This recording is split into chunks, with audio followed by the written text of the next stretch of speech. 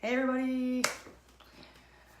Today is day 3 of the Gut Health series, and I want to share with you guys. Today we're going to be talking about strategies to improve your gut health. Here's a question for you. Have you tried any strategy or diet, detox, anything like that to improve gut health before? If you have, let me know if it helped and what you did, or if it didn't help. Today I wanted to give you 3 strategies and then a first step to getting started with improving your gut health. The first strategy, remember yesterday how I talked about the number 1 cause of leaky gut being gluten?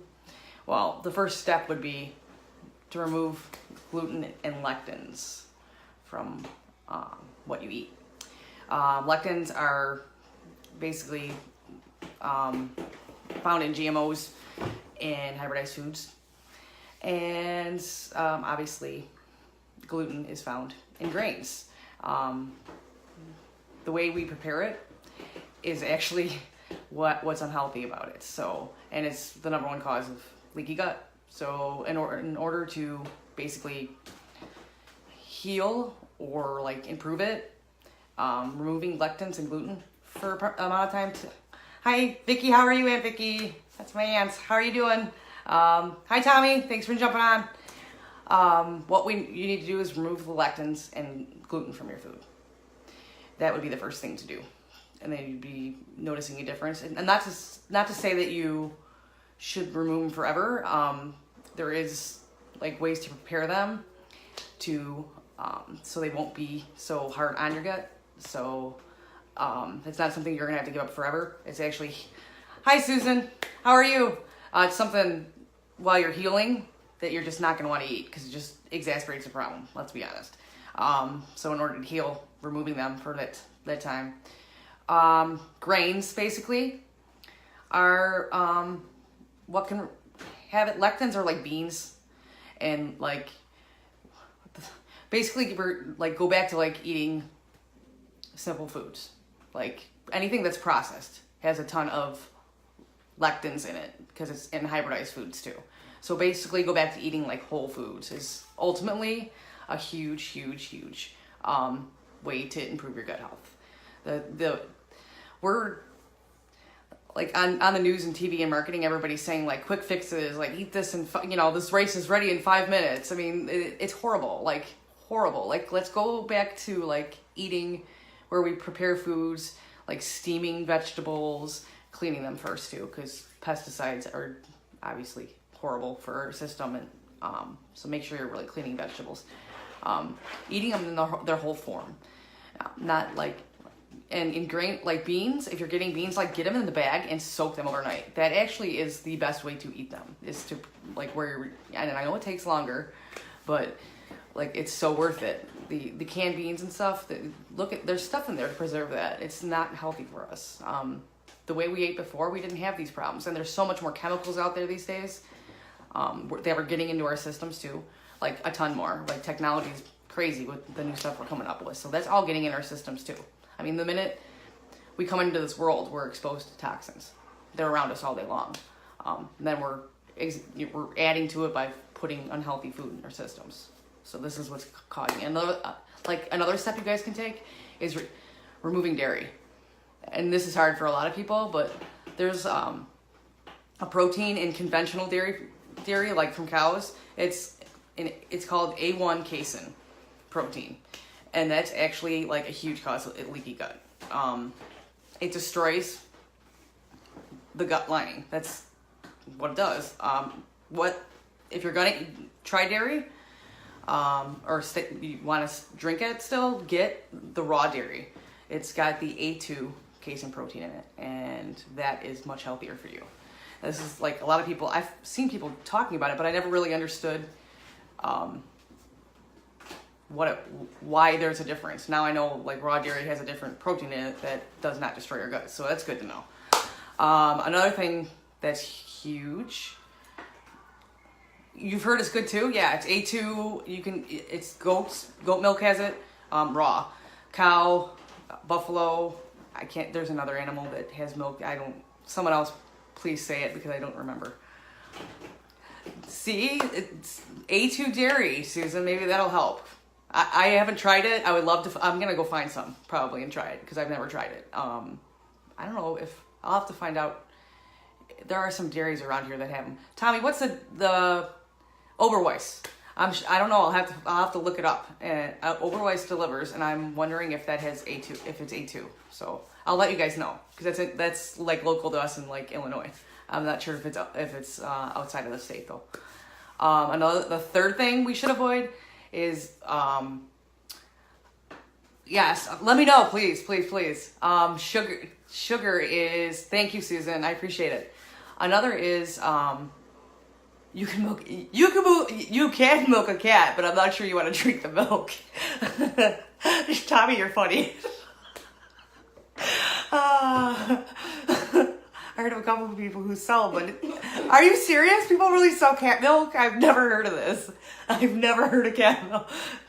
Are you serious? Because I really can't tell on when you're typing. If I can see your face, I know. He's talking about cat milk. My son thinks this is funny too. We have 2 cats, so don't even put this thought in his head he's gonna go try to milk them. Anyways.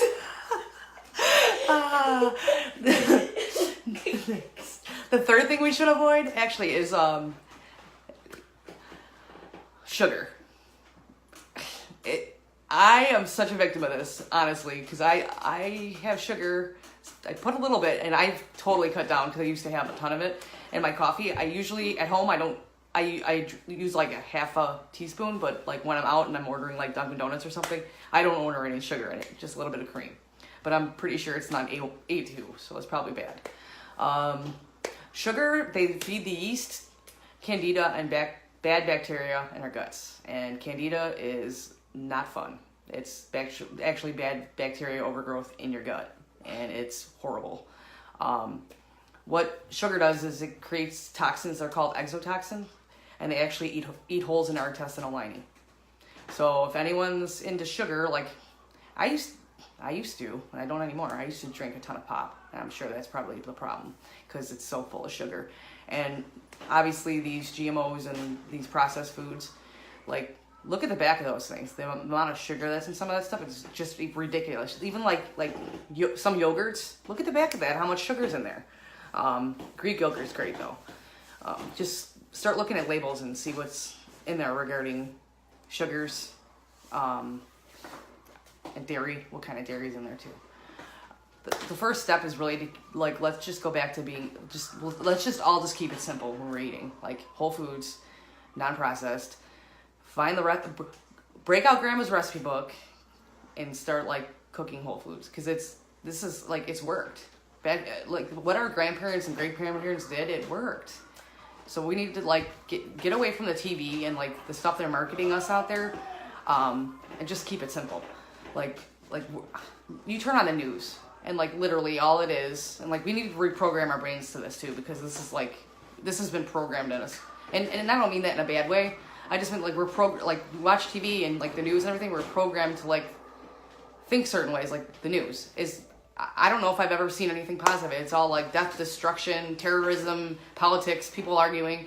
It's all negative and it's fed into us all day long. Like we need to break away from that and clear our minds and think of like a positive way about like the way we're going to be eating. Let's be honest. Let's keep it simple. Like this is good for your health. This is going to improve so much more. Is wine include? I think actually wine is good for your heart. So I totally and I know you're asking for more than one glass, but yes, you can drink. Wine is good for you. I actually only like one kind of red wine. I would drink white wine, but what is it called? Malbec. That's the only kind of red wine I'll drink. I don't know. If somebody else knows a better one, let me know. What I want to let you guys know, like, there's a 4-step plan to like improving your gut health. It's basically removing, which I just talked about, replacing, repairing, and rebalancing. And those 4 things are what's really, really, really going to help. What I'm going to talk about tomorrow is in detail about what those 4 steps are and how to do that and go about that, because that's gonna be awesome and provide what you need to improve your gut. And I'm also tomorrow's Friday. Yeah, I'm also gonna go into my health and wellness group. It's holistically valuable, and I'm gonna give them a gut improvement plan, which is like a bunch of yes, probiotics do help for this amazingly, by the way. And it's not something that just starts overnight. You have to consistently take them too. That's the thing. A lot of people think they're not feeling something, or they're not feeling or seeing something right away, and then they think it's just not working, and that's not the case. This takes time. It does take time. So I'm going to provide a gut improvement plan that has like stuff in it, like kefir, sauerkraut, like stuff that heals your gut. Like it's a bunch of foods in there that are gut healing foods. And I'm going to go into detail about what those 4 steps are: the remove, replace, repair, and rebalance.